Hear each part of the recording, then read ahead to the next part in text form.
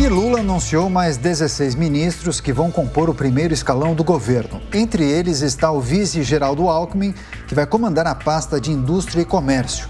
Então, para repercutir os novos nomes e também a promulgação da PEC Fura-Teto, nós vamos conversar a partir de agora com a deputada federal Adriana Ventura. Ela é do Partido Novo de São Paulo e agradecemos demais pela participação. Deputada, seja muito bem-vinda mais uma vez aqui à programação. Bom dia, Daniel, bom dia, Elisângela, bom dia a todos, meu querido colega, deputado Tadeu, bom dia, Amanda.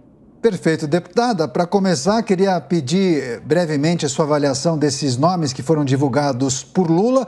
Só ontem, 16 foram anunciados, né? 6 mulheres nessa lista. O vice Geraldo Alckmin também terá uma pasta e também integrantes de outras administrações do PT. Eu lembro aqui de Alexandre Padilha, Luiz Marinho, enfim. Muitos falam, eu até comentei com o deputado Coronel Tadeu, em uma volta ao passado. Queria saber suas impressões desses nomes que foram anunciados até aqui. Olha, sem entrar em nome A, nome B, nome C, que eu acho que a questão não é essa, a gente tem que olhar um todo. E o que a gente vê é uma repetição da repetição, onde você tem que acomodar todo mundo, onde você continua com essa política, né, de toma lá da cá, de compadrio político, e você começa a ter que inventar pasta, desmembrar pasta, que é um ministério que não funciona. Serão 4 ministérios que não funcionarão. É o que eu sempre falo, ao invés de fazer os ministérios que existem funcionarem com eficiência, dando um serviço bom para a população e prestando o seu papel, não, tem que acomodar todo mundo e os inúmeros cargos que serão decorrentes deles. Amanda Klein, sua pergunta? Deputada, bom dia. A minha dúvida é o seguinte, até uma colocação que eu fiz há alguns minutos aqui no Jornal da Manhã. Em algum momento deixou de ser assim? Porque a partir do momento que o presidente Bolsonaro formou a sua base aliada, aliados também foram contemplados com cargos importantes. No Fundo Nacional do Desenvolvimento da Educação, na Codevasf, outros cargos de segundo e terceiro escalão e principalmente com o advento do orçamento secreto, que irrigou os principais aliados e líderes do presidente da República para a formação da base aliada com muitas verbas, talvez mais recursos do que esses deputados jamais tiveram. Então a pergunta é, alguma coisa muda efetivamente? Porque parece que é só assim na fachada, na forma. Uhum.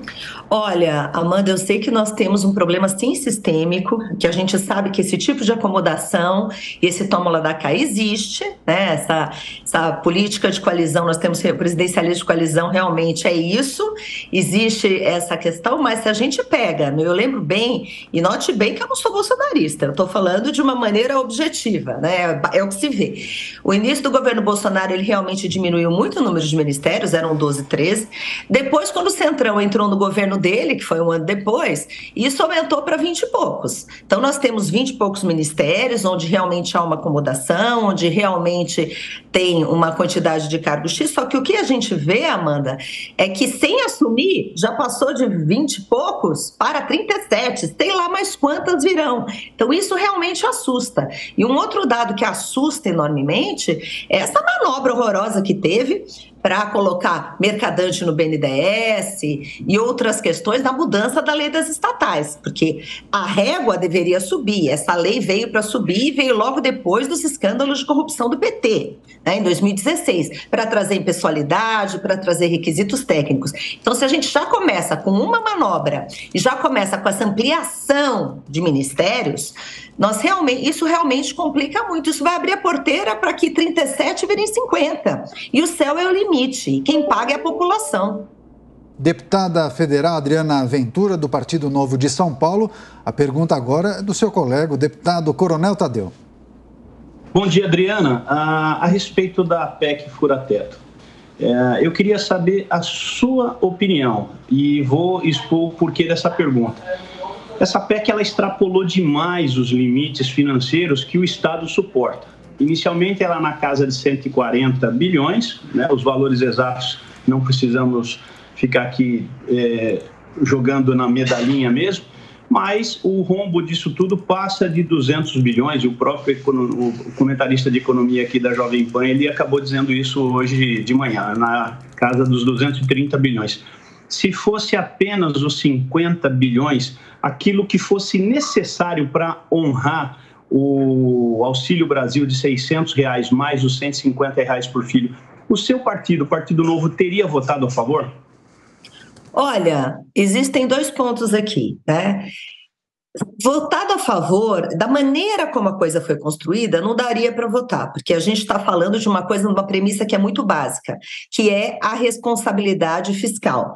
E eu sei que tem uma discussão de responsabilidade social, e realmente a gente está lá para ajudar quem mais precisa mesmo.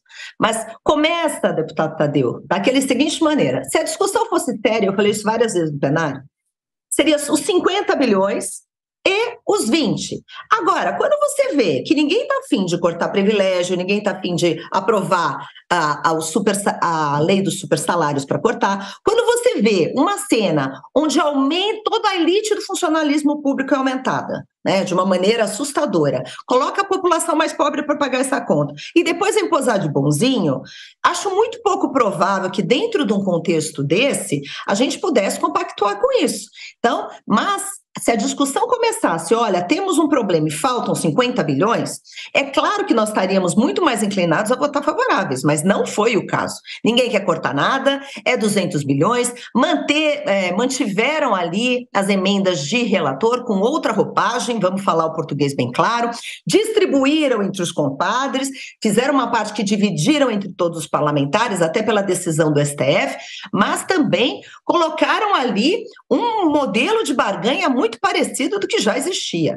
Então, voltando aqui, Tadeu, acho que é uma questão que a gente tem que se debruçar sobre essa questão social, muito relevante, tem muita gente passando fome, mas uma discussão séria, que não é o que acontece. Então, brincar de faz de conta que está ajudando os mais pobres para mantê-los no cativeiro da pobreza, para mantê-los sempre pobres, porque interessa no projeto de perpetuação de poder, a gente não ia compactuar com isso. Então, não é só uma questão de votaria a favor se fosse só 50 bilhões. Tem que ver todo um contexto armado e o teatro que é feito.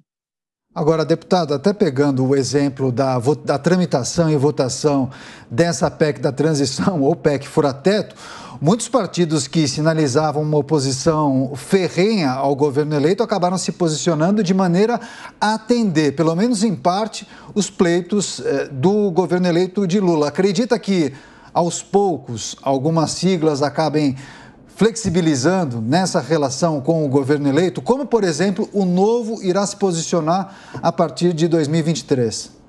Nós, como sempre, manteremos a nossa linha e seremos oposição, porque não tem nada que nos una ao governo Lula e ao PT. Basta ver, a gente começa muito mal, porque a gente, quando vê o assunto daqui hoje, né, a questão dos ministérios, da ampliação, tudo isso que está sendo feito, muda a lei das estatais, depois de todos aqueles escândalos de corrupção de Lava Jato.